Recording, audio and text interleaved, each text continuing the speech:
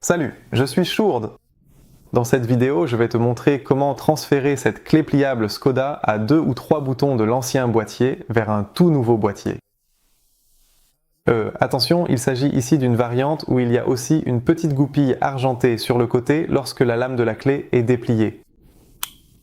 Alors, de quoi avons-nous besoin pour cela? Nous avons en fait seulement besoin d'une petite pince pour ouvrir le boîtier. Et souvent, un tournevis plat est également utile pour détacher plus facilement la carte de circuit imprimée. Alors, nous allons procéder comme suit avec la clé. Je tourne la clé d'un quart de tour et je l'ouvre. Et ce que nous voyons maintenant, c'est qu'il y a une encoche ici, sous la lame de la clé.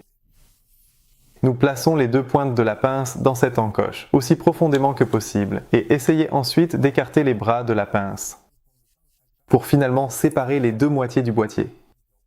Alors, je les place entre les deux. Je l'ouvre maintenant. Et d'abord, vous détachez la lame de la clé. Et je vois ici l'intérieur du boîtier. Alors, qu'est-ce qu'on voit ici? Nous avons ici une carte de circuit imprimée, nous avons la batterie et nous avons donc la lame de la clé qui est taillée dans le mécanisme pliant. Et nous allons faire la chose suivante avec ça. Je vais d'abord le mettre de côté. Voilà.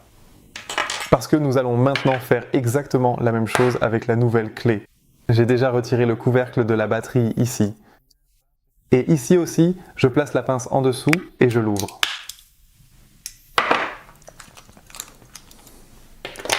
Alors, la raison pour laquelle cela doit se faire ainsi est que dans la clé, et nous pouvons très bien le voir sur le modèle déplié, il y a une goupille de verrouillage insérée à travers le boîtier. Nous la voyons ici aussi. Cette goupille de verrouillage est une sorte de remplacement de ce que l'on voit dans certaines clés, comme une couche de colle ou une pièce fondue. Celle-ci maintient en fait les deux moitiés fermement ensemble. Mais pour l'ouvrir, il faut d'abord appliquer plus de force afin que ces boîtiers puissent contourner la goupille de verrouillage.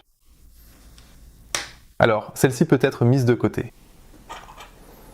Et ce sont les deux composants importants qui doivent être transférés. Tout d'abord, je place la carte de circuit imprimée de la clé d'origine dans la nouvelle. Ensuite, j'appuie sur un bouton pour la soulever un petit peu. Voilà. Vérifiez toujours attentivement si les 3 micro-interrupteurs sont toujours bien en place. Il est assez fréquent que ceux-ci se cassent sur ce modèle.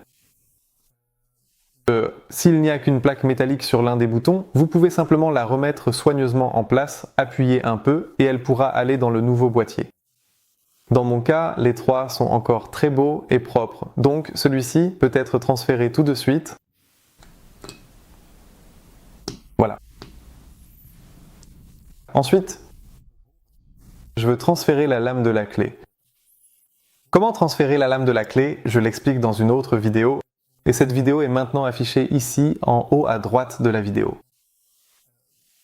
Suivez les étapes et vous apprendrez comment transférer la lame de la clé entre les deux clés. Ou vous pouvez, bien sûr, faire tailler la clé par un serrurier. Mais pour cela, vous pouvez aller à la vidéo suivante. Ici, je vais tout de suite vous expliquer comment remonter la clé. Alors, ça fonctionne comme suit. Une clé se compose de 3 éléments. Nous avons ici la lame de la clé avec le mécanisme pliant. Nous avons le bouton poussoir et nous avons le ressort. Et nous allons procéder comme suit. La lame de la clé avec le mécanisme pliant a, sur la face intérieure, 3 encoches. Et elles correspondent justement à celles du bouton poussoir. Je m'assure donc de placer le bouton poussoir soigneusement et correctement dans le mécanisme pliant, de sorte que les encoches du bouton poussoir correspondent exactement à celles de la lame de la clé. Ensuite, je prends le ressort, et dans le ressort, il y a une petite pointe qui dépasse. C'est le haut du ressort. Et de ce côté, je m'assure qu'il se positionne sur le dessus. Maintenant, il y a une petite encoche dans le bouton poussoir.